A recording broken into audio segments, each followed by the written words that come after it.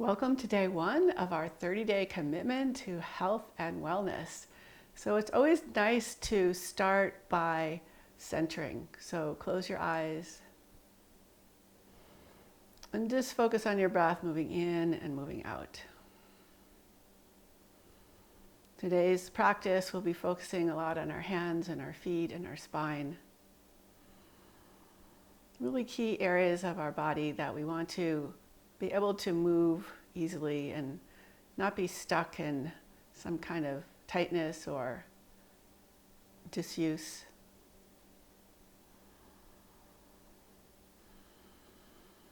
And gently open your eyes and let's come onto our hands and knees in tabletop. Spread your fingers apart and press the pads of your fingertips into the floor. Isometrically draw your fingers in towards the center of your palm so you feel your arms engage and your hands engage. And then begin to circle your weight around your hands, feeling the weight shift in the palm of your hands. See how big you can make the circles. Good. Come back to center and just lift the heels of your hands up and press into the fingers. Lower the heels down, lift them up. Now spin your fingers outward and begin to rock from side to side. You can bring your hands closer to each other and that'll increase the stretch or further apart. So you can always modify every pose to meet where you're at today in this moment. Good. Now, see if you can rotate the shoulders inward so the fingers face towards each other. And you can circle around your wrists. You could rock from side to side. Just notice how this feels. Every position of your hands will feel a little bit different.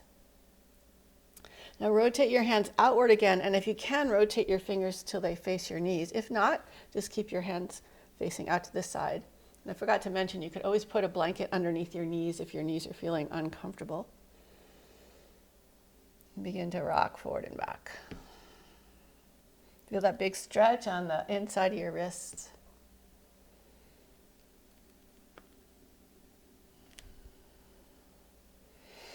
And now sit back on your heels and either come back to a comfortable seated position, sit on your heels.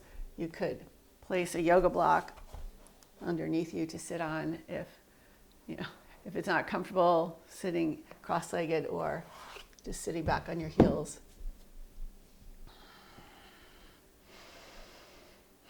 We're going to interlace our fingers and do some wrist waves. So starting with the right elbow lifting up, just move across, bending your wrist and stretching out to the other side so that you create a wave-like pattern in your wrists as they move. The energy, the flow moves from elbow to elbow. And really focus on the wrist extending, then coming, almost closing together. And feel that nice, great movement in your wrist. Now let's begin from the other side. So we're just repeating the same movements.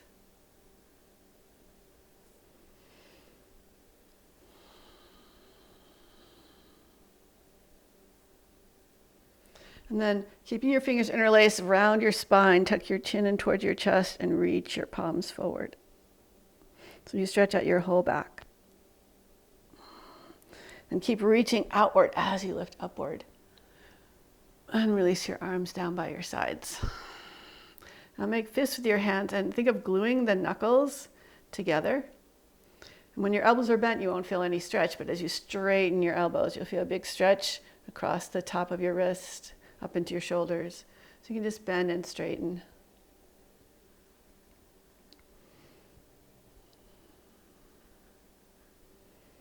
Good, and now let's work on our feet a little bit. So cross your right ankle above your left knee and take the fingers of your left hand and slide them in between your toes, getting as close to the base of your fingers and the base of your toes as you can.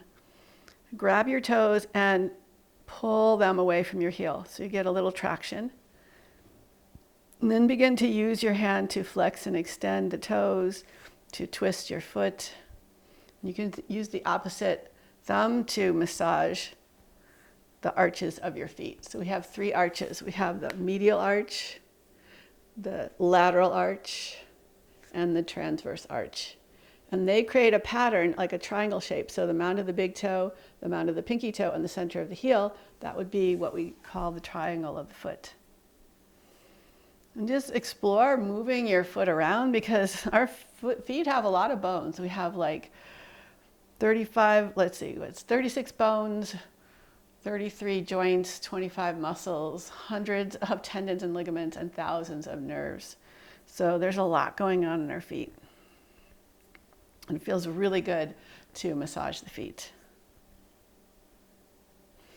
Good. And then switch sides.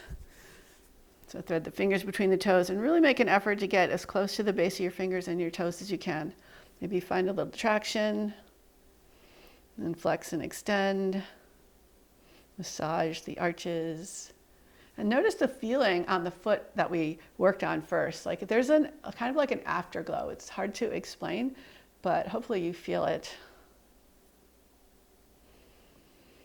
So our feet are meant to move. That's why they have so many bones and muscles and tendons and ligaments. But when we just keep them stuck in foot coffins or shoes, and we just walk on flat surfaces, and we don't really utilize the potential of the movement in our feet, and then they get stiff, and normal shoes tend to taper inward, so that brings your toes closer together. And think of it, when the toes are spread apart, it's a wider base, so you're going to be more stable no matter what you're doing. Good. Release. And let's come onto our hands and knees in tabletop. Grip with the fingers and push your hands down and forward. So that'll make your back rise a little bit. And then push down and pull toward your knees. Arch your spine. Just go back and forth, adding the movement of the hands a little. It's a very subtle movement, but it can help your back to flex and extend even more. So lift from your tailbone up and your chin forward and up. Belly goes down. And then push into the floor, round your spine, tuck your chin in, tuck your tailbone under. And just find these nice, smooth cat-cow movements.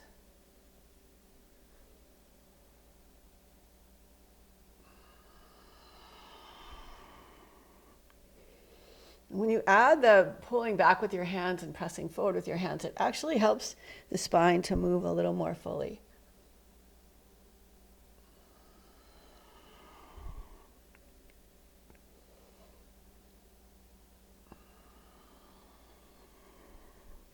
And come back to center and begin to circle your hips. So your hips are moving in a big circle. Reverse the direction of your circles.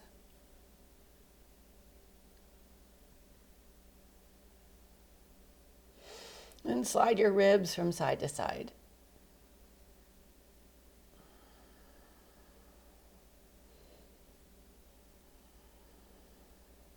Good. Come back to center. And now lead with your tailbone. So lift your hips up, sink your belly down, rib cage down, and pull your hands towards your knees. Lift your chin up, finding a big, strong cow pose, big arch in your back.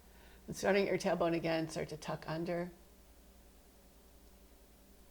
So you're trying to move one vertebra at a time, and your head moves last. So the tailbone initiates the movement. Your spine ripples forward and up, and then tuck under and round. And just one more round like that.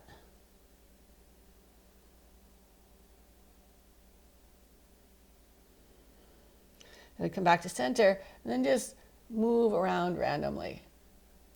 Move the shoulders, move the hips, move the rib cage. Feel how your shoulder blades move apart and come together.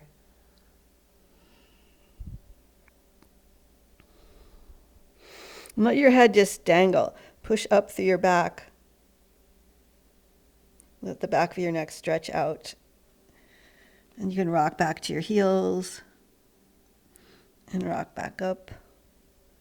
Arch your spine. Sit back towards your heels. Round up. All right, and now it's nice to lie down and just take like a short savasana if you would like maybe a minute, or if you have time, a few minutes. It's always good to remember to relax and chill out. And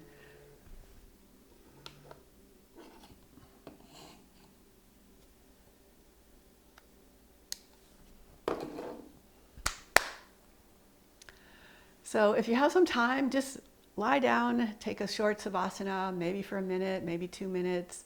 If you don't have time, that's okay. This is a really gentle practice. But I hope you enjoyed this. I hope you have more awareness of your fingers and toes, your hands and feet, and like just getting the spine moving. That's one of the most important things you can do. So every day, if you can do that. And I hope to see you tomorrow. Remember, you can start adding the videos together if you want. You can change the order. But please like and subscribe my channel if you haven't already, and I'll see you again tomorrow. Bye.